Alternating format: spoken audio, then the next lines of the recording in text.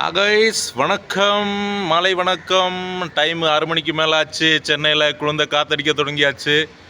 அதனால் வீடியோ கொஞ்சம் இருண்ட மாதிரி இருக்கும். நம்ம மேட்ரு என்னன்னு சொல்லுவோம். நாளைக்கு இந்தியா நியூசிலாண்ட் ஓடிஐ மூன்றாவது மேட்ச்சுக்கு என்பது ஒரு இறுதி மேட்ச் மாதிரி. இறுதி போட்டியும் நாளைக்கு தான்.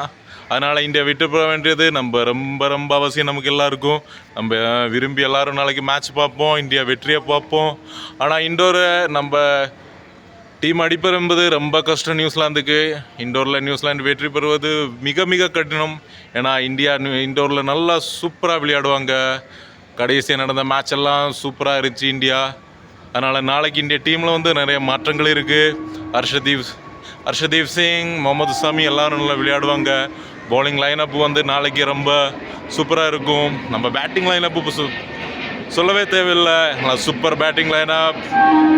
ரோஹித் சர்மா, விராட் கோலி, ஸ்ரைஸ் ஐயர், கேஎல் ராகுல் 6வது இடத்துல செஞ்சு அடிச்சு போகிற பிளேயர். அதனால் நமக்கு ஒரு பிரச்சனையும் இல்லை. நம்ம டீமு பேட்டிங் லைனப் ரொம்ப சூப்பராக இருக்குது. நாளைக்கு நம்ம பார்ப்போம் இந்தியா வெற்றியை. கண்டிப்பாக எல்லோரும் சேர்ந்து பார்ப்போம்.